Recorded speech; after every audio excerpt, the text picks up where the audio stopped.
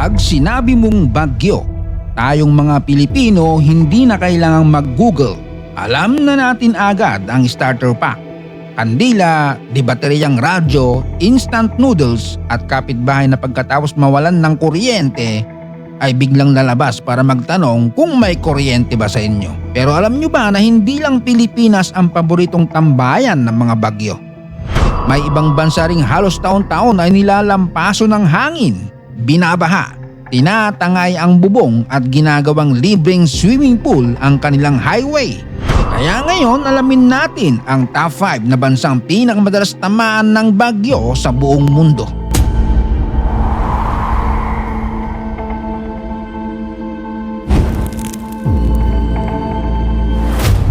Sa ikalimang pwesto, United States of America. Kapag hurricane season sa Amerika, partikular na sa Florida, Louisiana, Texas at North Carolina, hindi na lang simpleng weather update ang balita.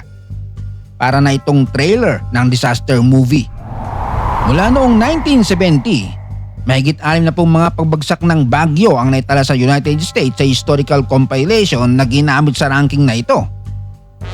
At dahil napakahaba ng kulyong dolyar na pinsala, kahit may satellite advanced forecasting, matitibay na evacuation system at sandabakmak na resources ang Amerika, kapag nagalit ang kalikasan, lahat pantay-pantay. Mayamang ka man o mahirap, kapag lumipad ang bubong mo, pareho kayong titingala. Ang pinagkaiba lang, yung mayaman insured, yung mahirap napapamura ng walang coverage. Kaya naman number 5 ang United States, isang superpower na kaya magpadala ng rocket sa kalawakan, pero kapag dumating ang hurricane, kandila rin ang bagsak. Sa ika-4 na pwesto, Mexico. Malas sa heograpiya ang Mexico pagdating sa bagyo. Sa silangan mayroon silang Gulf of Mexico at Caribbean Sea. Sa kanluran naman nariyan ang napakalawak na Pacific Ocean. Ibig sabihin kahit saan sila humarap, may posibilidad na may bagyong nagsasabing, "Buenas noches, makikiraan lang."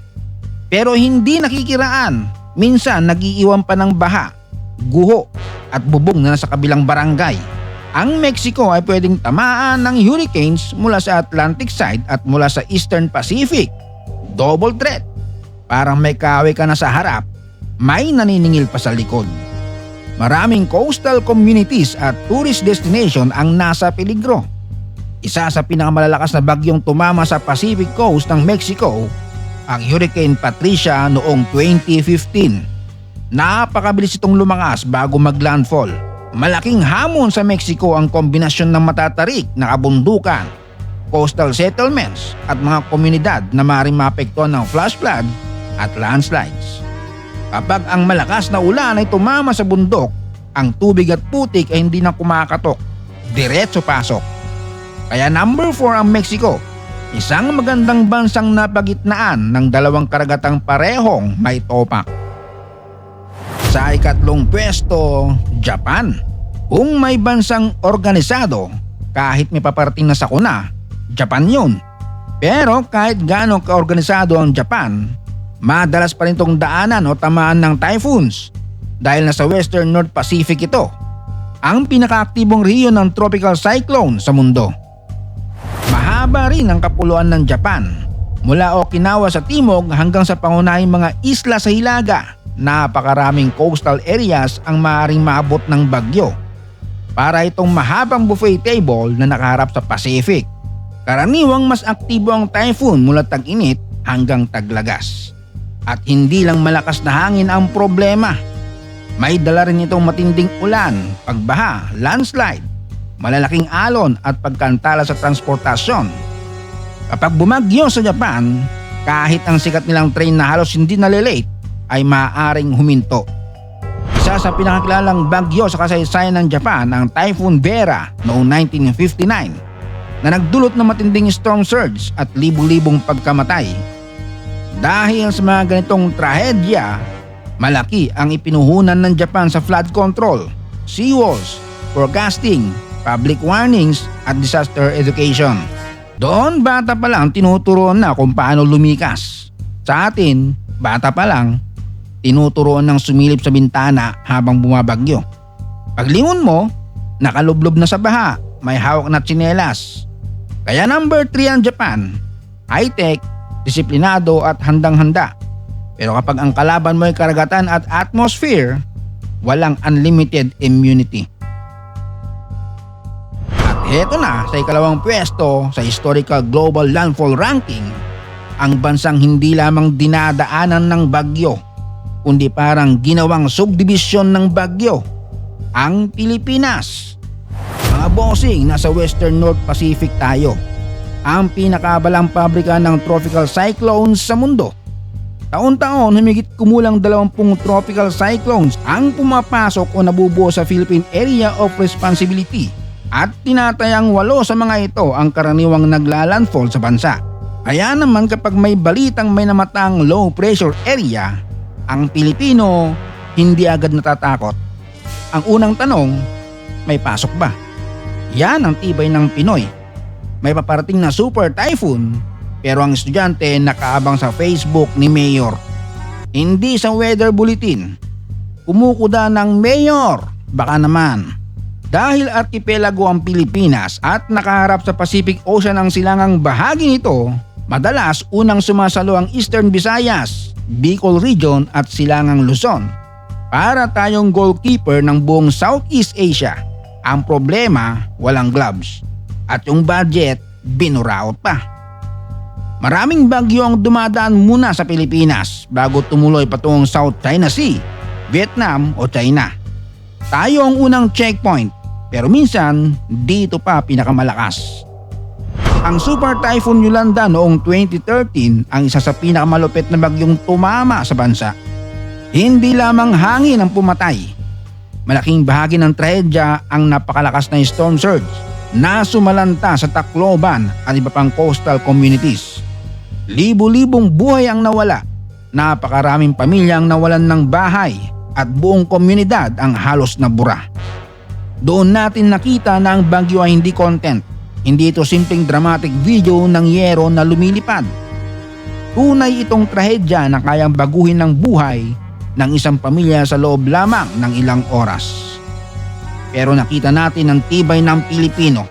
Pagkatapos ng baha, linis. Pagkatapos masira ang bahay, tayo ulit. At dahil halos taon-taon tayong binabagyo, eksperto na ang Pinoy sa improvised survival. Pero ang pagiging sanay ay hindi dapat mahulugang normal na lang ang sirang drainage, illegal logging, marupok na pabahay at mabagal na disaster response. Kaya number 2 ang Pilipinas, hindi dahil mahina tayo, kundi dahil nakapwesto tayo sa isa sa pinakamagulong highway ng mga bagyo sa planeta. At ang bansang may pinakamataas na historical rate ng tropical cyclone landfalls, China. Bagamat mas sikat ang Pilipinas bilang madalas bagyohin, China ang lumalabas na number 1 kapag binilang ang tropical cyclones na mismong tumawid sa coastline nito sa Global Landfall Study. Dahil una, napakahaba ng coastline ng China.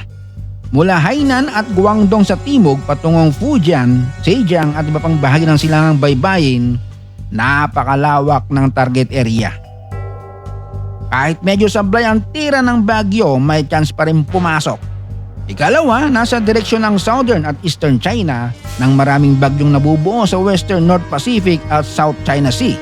May mga bagyong unang tumatama sa Pilipinas pagkatapos ay tatawid sa dagat at pupunta sa China. Parang delivery route. Pilipinas muna, sunod Taiwan, final destination, China. Batay sa iba't ibang scientific estimates, humigit kumulang 6 hanggang 9 na tropical cyclones kada taon ang maaaring maglandfall sa China. At dahil napakalaki ng populasyon at napakaraming lungsod, pabrika, pantalan, sakahan at negosyo sa coastal regions, isang bagyo pa lamang ay maaaring makaapekto sa milyong-milyong tao. Kapag tumama ang bagyo sa isang highly industrialized area, hindi lang bahay ang problema. Pwedeng mantalang shipping, manufacturing, agriculture, flights, trains at supply chains. Yung parcel mong out for delivery, biglang naging out of control. Sa China, malaking operasyon ng evacuation. May mga pagkakataong daang-daang libo o milyon ang kailangang ilikas mula sa danger zone. Isipin mo ang barangay evacuation nyo, pero ang pila parang buong Metro Manila. Kaya number 1 ng China, hindi dahil doon nabubuo lahat ng bagyo, kundi dahil napakalaki ng bahagi ng kanilang coastline na nakaharang sa karaniwang ruta ng mga bagyo sa Western Pacific. Parang sinabi ng mapa, dito ang finish line. Kung nagustuhan nyo ang ating kwela ngunit totohanang dokumentary, pindutin ang like, i-share, i-follow at mag-subscribe. Shout out sa Clan Rush, lalo na kay Boss Pampy, Joseph, Steven, Henry at kay Dek. Rocky 69 from San Pedro, Laguna. Ina Mike and Mila ng Santa Rosa, Laguna. Marlon Monsalud, Junex Mendoza, Roy Nabarosa from Cogeo Antipolo City, Rizal. Jose San Jose from Nueva Ecija, Jun Gamboa from Milan, Italy, Ricky Acuña, Jelmely Banyes at kay Yanzuela from Boracay Island. Salamat sa panonood, hanggang sa muli.